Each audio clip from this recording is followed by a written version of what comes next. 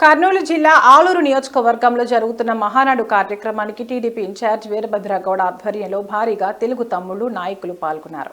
ఈ కార్యక్రమానికి ఇన్ఛార్జ్ తనయుడు యువనేత గిరి మల్లేష్ గౌడ్ సమక్షంలో 300 వాహనాలలో టీడీపీ కార్యకర్తలు బయలుదేరారు.